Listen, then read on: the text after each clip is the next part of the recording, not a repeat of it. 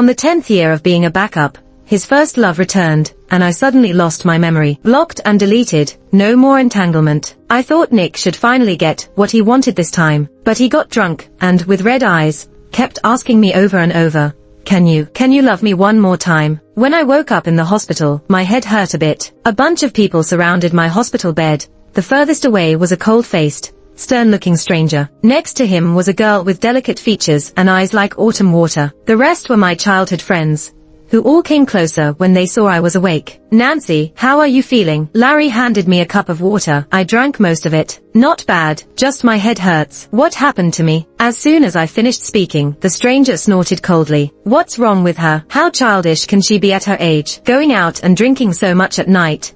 Doesn't she know it's dangerous? Do you have a heart? Nancy drank so much because of you. Larry suddenly lunged forward, only to be held back by our friends. I was full of questions, so I asked, who is this guy who's got such a nasty mouth? The room went dead silent after I asked, Nancy, what are you playing at? Trying to get my attention. The man frowned, staring at me as if verifying the truth of my words. I rolled my eyes big time. This guy reads too much fiction. Get your attention. I honestly don't know you. Are you a debt collector? The cold-faced man was momentarily speechless. The girl next to him looked thoughtfully at me. My friends exchanged glances. Larry touched my forehead gently with the back of his hand and quickly walked out. Steve waved his hand in front of my face and showed AV. How many fingers? I impatiently pushed his hand away and glared at him. That's two. My name is Nancy, and you're Steve. I used to chase you around as a kid, dressing you up in skirts and pigtails. Nancy, I warn you, stop bringing up those childhood things all the time. At this point, Larry came in with the doctor. They took me for a detailed checkup. After various tests and conversations, the doctor finally diagnosed me with selective amnesia. Due to a major shock and external impact, your brain might have triggered a self-protection function, temporarily forgetting those painful or bad experiences. Steve explained to me that the man with the nasty mouth was Nick, and the girl was named Amy. When will her memory come back? Nick asked the doctor after a moment of silence. There's no guarantee. It could be a month, 3 months, a year, or 2 years, or she might never remember. Nick pressed his lips together and looked at me with a complicated expression. Just as he was about to say something, Amy's cough interrupted him. Nancy, I'm sorry. If it weren't for me suddenly coming back, should I ask Nick to spend more time with you in the future? Amy's coughing got worse. Nick took off his coat and draped it over her, looking pained. Amy, it's not your fault. You're already putting up with a lot by coming here with your poor health. I felt nauseous. Are you two putting on a romance drama in front of me? Did I invite you here? Nick, I racked my brain and can't remember knowing a person like you. However, I did take the doctor's words to heart about painful or bad experiences. Thanks for your kindness, but the doctor said that whatever I forget is probably painful or bad. So having you around won't bring me any joy. I waved my hand to send them away. Nick really seemed pissed, coldly saying, good. Then I don't have to pick up someone's endless calls at night anymore. I shrugged, who cares? I hung out with my old friends a few times alone and read through my chat logs and diaries with Nick, finally getting a clearer picture of him. Turns out Nick moved to the villa next to mine when I was 15. I fell for him at first sight, starting my 10-year crush journey. Nick liked eating lychee soup dumplings, and I got up early and went through all kinds of weather to queue up and buy them nearly every day. Nick injured his knee playing basketball. I cried my eyes out and learned how to make bone broth, but I slipped in the kitchen and injured my knee as well. Nick went abroad for a boot camp, and I bought a flight right after, not daring to bother him, but just watched him from afar, flying back to attend classes the next day. Nick had a dispute at a bar, and I, wearing a little white dress, stood up and got punched, with blood blossoming on my dress. If you wanted to find me, you could ask Nick. Nick, born into a wealthy family with good looks, had girlfriends one after another, but never me. I couldn't understand at the time. I was a head-turner myself. Why couldn't I get out of the pond? The diary mentioned that Nick, with a mysterious air, once said, those girls insist on liking me. What can I do? Well, I like you too. Liking doesn't mean we have to be together. But isn't being together the best destination of love? Touching the words with my fingers, I fell into reflection, then nudged Larry. Why did I like Nick so much? With that terrible temper? Larry, caught off guard by my question, looked quite perplexed. I scrutinized him closely. His handsome profile seemed to glow faintly under the light, especially his captivating clear eyes. but I think you're more handsome than Nick. Just then, noise came from the door. I looked up and saw Nick and Amy just entering. Nick watched me with a half smile. Really? I glared at Nick and ignored him. If I had known he and Amy would come, I wouldn't have come. I harshly slapped the cake decorating Steve.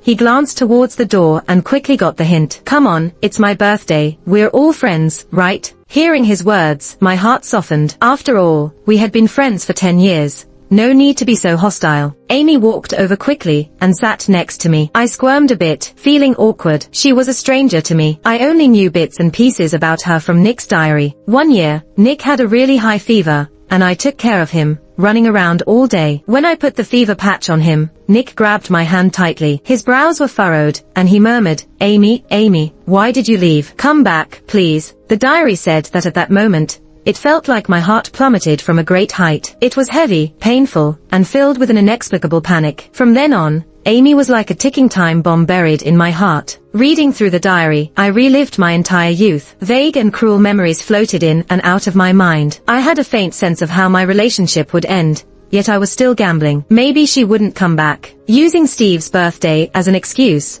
I formally introduced Amy to everyone. Nick picked up the microphone and looked at Amy softly. I lost the bet after all. Amy is a little sister I knew back in the day. She went abroad and just recently came back. Think of her as a new friend, Nick said casually. I was a bit surprised. What was that? Just that simple. I thought he'd officially announce a relationship or something, maybe even kiss her. Amy's face changed too, but she turned it into a smile when she noticed me watching. She's just my sister, Steve exaggeratedly sang, Jess's girl. I couldn't help but laugh. Steve went on even more. Nick, bringing in a sister suddenly. Nancy will get jealous. Nick shot me a glance past Amy. Hasn't she been jealous enough? He wasn't wrong.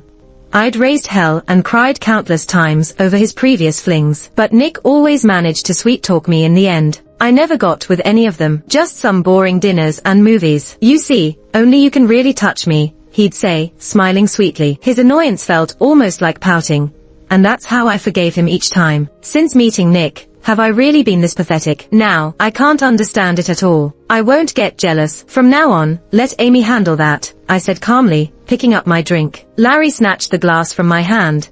Have you forgotten you're on antibiotics? You dare to drink alcohol? I remembered, covering my chest in fear. Larry was really looking out for me now. Nick's voice dripped with sarcasm. Better than someone who doesn't appreciate it. Larry grinned mischievously. Better than someone who doesn't know how to cherish others. The atmosphere at the birthday party was really strange. After a while, I sneaked out. Footsteps followed, and next thing I knew, someone draped a coat over my shoulders. Thanks, Larry. Oh, it's you. I turned around, looking at Nick in surprise. Larry, you think only Larry cares about you? Nick's face had an annoying look. I couldn't figure it out. After 10 years of being slapped, now he wanted to give me a sweet. I'd rather you go and care for your first love, Amy, I said irritably. Nick froze, then spoke after a moment of silence. You're throwing a tantrum, aren't you? Amy isn't like the others. Yes, she's different. And Nick, listen closely. I don't care. I wish you both happiness.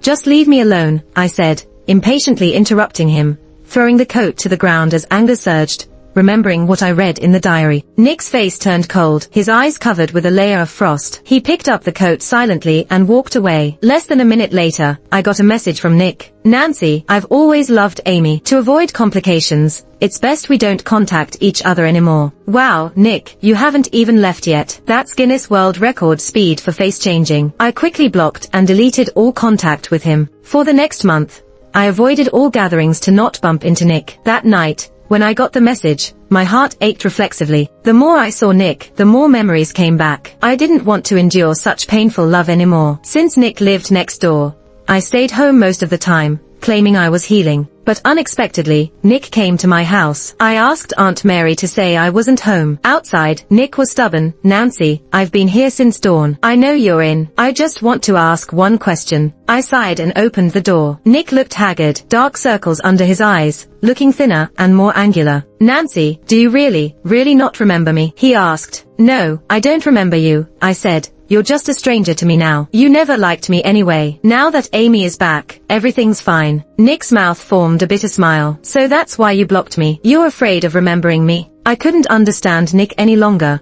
so I spoke frankly. Nick, you acted all concerned, then sent a message saying you've always loved Amy, saying we shouldn't contact each other. Are you bipolar? Nick frowned, looking puzzled. No, I didn't send that message. My phone. Rushed footsteps approached, and Amy appeared in our line of sight. Nick's eyes cleared, staring sharply at Amy's anxious face. Amy, you, he questioned. Amy glanced at me with displeasure, bit her lip, and gazed at Nick with deep emotion. Nick, I was just scared. 10 years ago, I lost you once. I can't lose you again. I finally understood. Amy had sent that message from Nick's phone, but it didn't really matter to me, because I planned to block Nick anyway. He'd treated me this way before. Just after college, I had planned a beach trip with Nick. Surprisingly, he agreed. I was excited and took charge of planning everything, asking Tom, an upperclassman from that seaside city, for advice. But Nick wasn't happy about it. He exploded in anger, inexplicably yelling at me and accusing me of being too close to other guys, and not having any self-respect. If you like chatting with strangers so much, maybe I should just delete you and give you more time. Nick's words cut into my heart like a cold knife. I didn't know what I did wrong, and could only cry and apologize out of habit. Amy, alright, just don't let it happen again. Nick sighed, walked over to Amy, and seeing her crying, gently wiped her tears. Did I also want him to be that gentle with me back then? Disgusting. I sneered, turned around, and was about to close the door. Nick hurriedly caught up and blocked me, a thin layer of anger on his face. Nancy, you saw it. I didn't send the message. Stop throwing a tantrum and add me back on Instagram. He still thought he was right every time. He always believed that I was the one making a fuss, that he was tolerating me, never considering others' feelings. Oh, I forgot. He considers Amy's feelings. Which eye of yours saw me throwing a tantrum? Listen up. I don't remember you, and I don't care if I have your contact info. I simply don't want to be in touch with you. Goodbye. No, bye. I opened the door, but Nick grabbed my hand. Panic I had never seen flashed in his eyes. No, you will remember me. You're just sick. I talked to the doctor. Seeing me more and reminding you of what we've been through will help you recover your memory. Nancy, I'm sorry. It's all my fault. I care too much about Nick. Don't blame him. If you're upset, take it out on me. Nick is innocent. Please don't be angry with him, okay? Amy rushed over, tears rolling down her delicate face, and sounded like she was questioning me. Nick, hearing her, regained a bit of his usual cold arrogance and let go of my hand. I'm just thinking about your illness and trying to help you, and you give me this attitude. I took the opportunity to shut the door. Amy isn't as simple and fragile as she looks. After a moment of thought, I called Larry. Larry, you know a lot of people. Can you help me check on someone? Sure, who? Amy. To avoid running into Nick again, I moved to another apartment in the city. Later that night, Steve sent me a screenshot. It was Amy's Twitter. Waiting for someone is bliss. With a picture of Nick's back. Looking at the picture, a headache hit me. Fragments of memories flashed through my mind. I shook my head hard. I instinctively opened my suitcase and pulled out a t-shirt, identical to the one Nick was wearing in the photo. Bits of memory about the shirt pieced together. Before I lost my memory, I really wanted to wear matching shirts with Nick on my birthday. Nick casually said, all those couple shirts out there are ugly. If you can design a good one, I'll consider it. That was practically an acknowledgement of our relationship, right? I was so happy to hear that. I forgot how picky Nick could be. When I excitedly showed him my design, he tore it apart without hesitation. Determined to finish it before my birthday, I stayed up night after night, not eating, exhausted. The dark circles under my eyes grew more prominent. To avoid worrying my family, I had to spend extra time covering them up every morning. Finally, I barely got Nick's approval, but I was already worn out, severely sleep deprived, and after drinking, I accidentally fell into a drain, hit my head, and lost my memory. The memory cut off abruptly. I couldn't help but glance at the Twitter screenshot again, the familiar heartache rising. Taking a deep breath, I found scissors and shredded the shirt. Just then, my phone kept ringing. It was an unknown number. After hesitating, I answered. You answered. Nancy, where did you go? Nick's drunken voice came through, the background noisy. I didn't speak, but he kept babbling. Nancy, why aren't you talking? Why aren't you talking to me anymore? Nancy, I'm at our favorite spot, Starry Night Bar. Steve insists I'm drunk, but no way. Nancy doesn't like me drunk. Nancy, will you pick me up, please? I heard him choke up, like a child whose favorite toy had been taken away. But Nick, I'm not a toy. I also have a heart, and it's not invincible. Tilting my head back, I fought back tears and was about to hang up. There was the sound of a phone hitting the ground. Are you blind? I'm talking to Nancy. Why did you knock my phone away? What's your problem, man? You looking for a fight? Then came the sounds of a scuffle and hitting. I jumped up and rushed out the door, but stopped in my tracks. Larry's call snapped me out of it. He's all right. Steve took him to the hospital. He paused. Amy's with him. The tears I'd held back fell instantly, choking my throat. Larry heard my distress and his voice turned anxious. Nancy, what's wrong? I don't know. I really don't know. My heart just hurts so much, so much. Why does love hurt this bad? Even forgetting him hasn't stopped the pain. Is my decade of loving him really this worthless? I squatted down, my bare feet getting wet from my tears, warm at first, then cold. Larry arrived to find me in that forlorn state. Silently, he wiped my tears with his sleeve and carried me inside. After pulling out socks for me, he finally spoke. You still love him, don't you? I looked up at him, his beautiful eyes filled with sadness. I don't. The disordered footsteps by the door interrupted me. Nancy, Nick, watch out. It was Nick and Amy's voices. Nancy, open the door. Larry glanced at me, hesitating whether to open the door or not. I shushed him and shook my head. Nick continued to ramble outside the door. Nancy, what's so great about you? What gives you the right to forget me? Do you think throwing a tantrum will control me? Dream on. I could imagine his arrogant expression even through the door. Amy, you're the best. Only you have stayed by my side. I've poured my heart out to him for 10 years and I can't compete with Amy, who came back after disappearing for 10 years. Is this the power of first love? After a while, the noise outside the door finally stopped. The next evening, Larry took me to our usual bar, and once again, we ran into the ever-present Nick. What a small world. Today, he had on his usual aloof and arrogant demeanor, as if the drunkard crying outside my door last night wasn't him. He sat across from us with his hand intertwined with Amy's in a challenging manner. Sobered up now, I see, Larry teased, casting a glance at him. Amy looked at me and squeezed Nick's hand. Sorry, Nancy, Nick and I had a bit of a disagreement last night.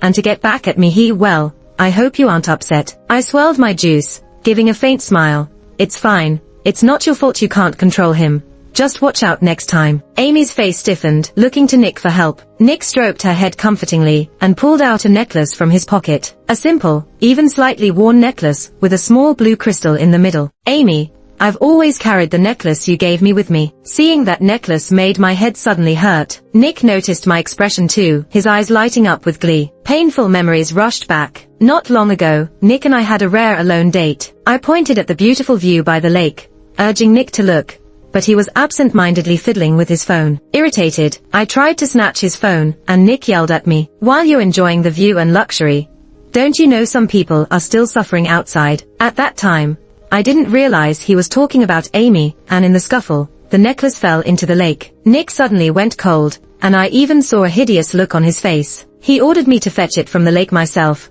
or he would hate me and never see me again. I was terrified, then extremely fearful, not knowing what great crime I had committed. The cold winter wind blew through my clothes, seemingly into my heart as well. My hands were reddened and soaked by the icy lake water, my legs trembling, afraid of slipping into the deeper part. And Nick, he just stood on the clean shore, looking at me like a stranger. After returning, I had a high fever for 3 days, and he didn't come to see me once. He just sent a text, I forgive you. Scenes flashed through my mind, and the headache was excruciating. Nancy, do you remember me? It was Nick's voice, full of excitement. Larry hit him with a punch, and Amy cried out in surprise. Can you stop provoking her? Do you even have a shred of conscience? Larry helped me get home. I remember now. I remember everything. In the early hours, I heard a car pulling up outside and the doorbell ringing. This time, I opened the door. Nick stood there, reeking of alcohol, with a bruised face. The car parked outside seemed to have been in a collision. His forehead was wrapped in a bandage,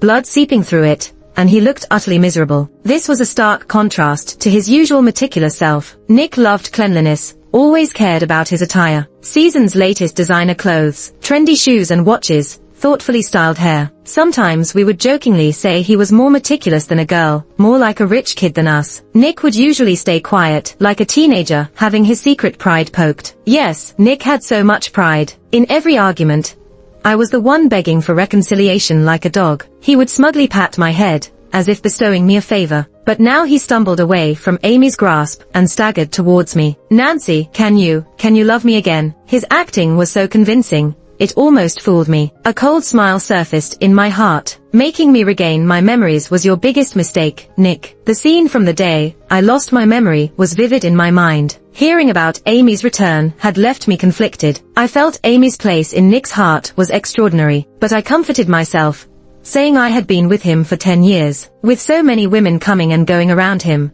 I was the only one allowed to stay by his side. I must be special, right? Somewhat drunk, I wanted to find Nick and ask if 10 years of sincerity could earn a promise in return. Then, at the corner, I saw two tightly embracing figures. A petite girl was held in Nick's arms, sobbing softly. Nick, I know you already have someone by your side.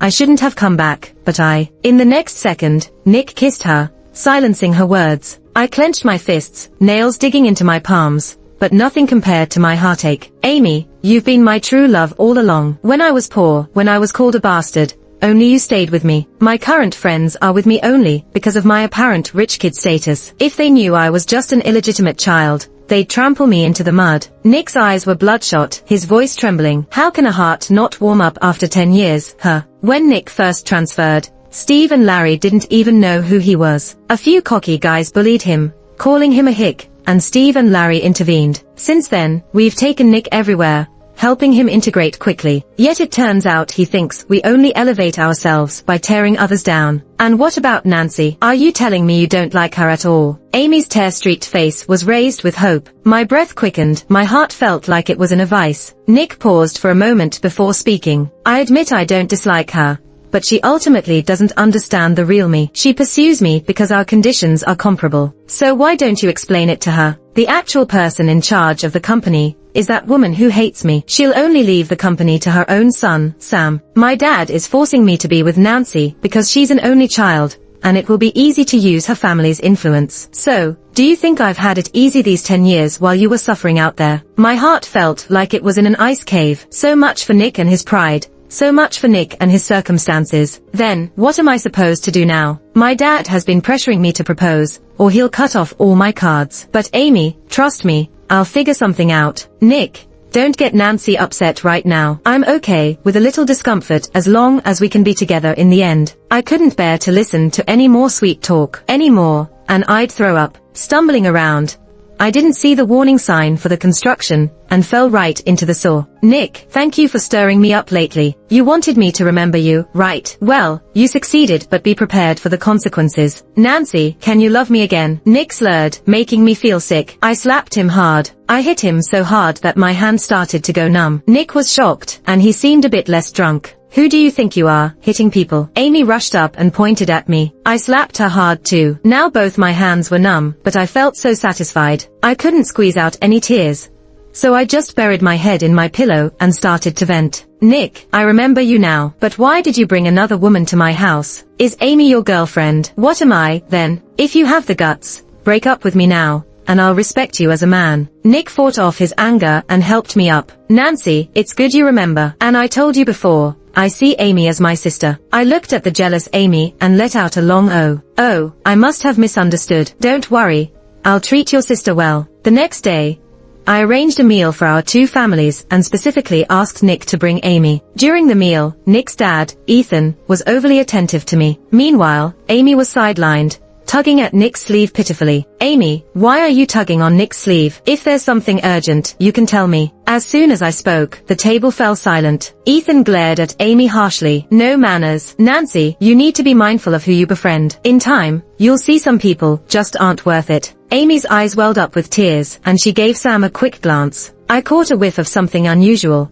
Some things seemed confirmed. Seems like Larry's info was on point. Ethan hinted about the importance of my relationship with Nick. I jokingly said, Uncle Ethan, I'm exhausted from chasing someone, and if they don't make a move soon, I'm giving up. Ethan looked at Nick, and for a moment, the usually proud Nick lowered his head reluctantly. Within a few days, Larry told me that Nick was planning to propose. I hired a renowned private investigator to monitor Nick and Amy 24/7. Just the day before the proposal, I got news that Nick and Amy were secretly meeting. When I rushed over, Amy was leaning close to Nick, feeding him a spoonful of dessert. You two, I roared from my core, drawing the attention of the entire cafe. Nick just frowned slightly. Nancy, you're overthinking. He didn't even finish speaking before I threw my coffee at them. Amy screamed in pain from the burn. You guys are about to get engaged, and you're cheating behind my back. I'm telling Uncle Ethan. By then, some onlookers had already started filming with their phones. Amy frantically tried to cover her face. My last words made Nick nervous. He finally stood up. Turning, I walked out and drove off, ignoring Nick chasing after me. I tearfully recounted the scene to Ethan. Uncle Ethan, it seems Nick's heart isn't with me. I think I should break up with him. A breathless Nick burst through the door, meeting Ethan's icy stare. Nick got slapped hard again. Nancy, rest assured, I believe Nick just has poor boundaries with friends. I'll educate him properly. That night, Nick actually stood outside my house with a bouquet of flowers. What else could I do? Of course, I forgave him. After all, his swollen face shouldn't be in vain. Nancy, I feel like you've changed. Nick scrutinized me. Yes, I've changed. I fell and got my brain back. Amy's back, and now she's picking on me, saying I've changed. I pretended to still be jealous. Nick furrowed his brow. Amy has had a tough time. I just see her as a sister and care for her more. Anyway, let's not talk about this. How about dinner tomorrow night? I'll send you the address later. I agreed gladly. Tomorrow night, there'll be a good show. I'm afraid I might be too excited to sleep tonight. Before heading out,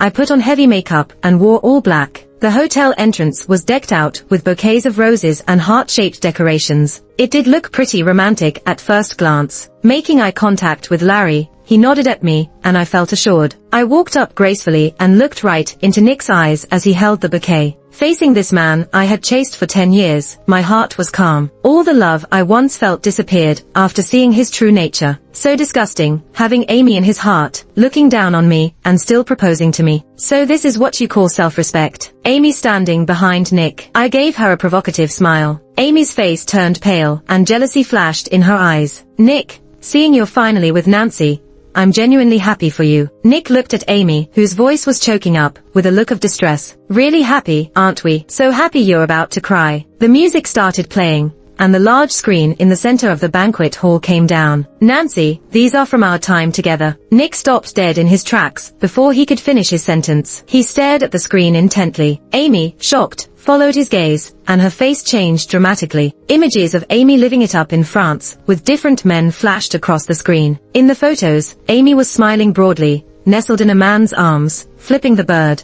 The hall erupted in an uproar. With each passing picture, Nick's face grew darker, until the last photo of Amy and Sam entering a hotel together was shown. He finally broke down. Amy, you've been lying to me all along. The surrounding audience, all curious onlookers, started pointing at Amy. Wow, looks so pure on the outside, but who knew she was like this behind closed doors? Nick Shaw treated her like a treasure, screwing around with her lover's brother. That's wild. I always thought Nick was blind. Nancy chased after him for 10 years. Amy rushed onto the stage, screaming uncontrollably. No, it's not like that. Stop it, turn it off, now. Nick, with red eyes, slowly walked forward and grabbed her chin. The pictures are all here, Amy. Aren't you going to tell the truth? Amy turned her head, struggling. This is my private matter. Why should I tell you? The sound of the slap was delightful, especially when it landed on their faces. Didn't you say you had a tough time abroad? Didn't you say your heart was only for me? Amy covered her face, playing dumb. I glanced at her and turned to Nick. If she won't speak,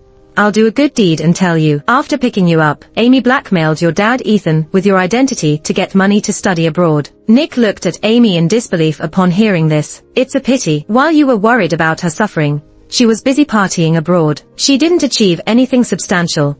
So when your brother Sam gave her more money to come back, she quickly returned. Sam didn't want you to connect with my family's influence, so he arranged for Amy to tie you down. Oh, and she even dreamed of becoming your sister-in-law after things settled. She's aiming for the powerful Sam, not you, just an illegitimate child. I whispered to Nick. Nick stared at me, as if struck by lightning. His former pride shattered instantly. You? Since when did you know this? Ignoring his question, I turned and walked away. Nick grabbed me, and I shook him off vigorously. Nick, let's just say the past 10 years of my life went to the dogs, that I paid for my foolish heart. Now you can get lost. Lying in bed, the wind and rain roared outside. My mood was as complex as the weather outside. Just after thanking Larry over the phone, I heard a knock at the door. It was Nick, drenched from head to toe. His soaked hair was a mess, making him look very pitiful. Nancy, I didn't mean to hurt you. Nick reached out his hand, seemingly wanting to touch my face. "I'm sorry, can you?" I took a step back, his hand hung in the air, confused and helpless. "Nick, you're despicable. Didn't you always look down on me? Didn't you have that high and mighty pride? I won't fall for someone like you anymore." I answered firmly, word by word,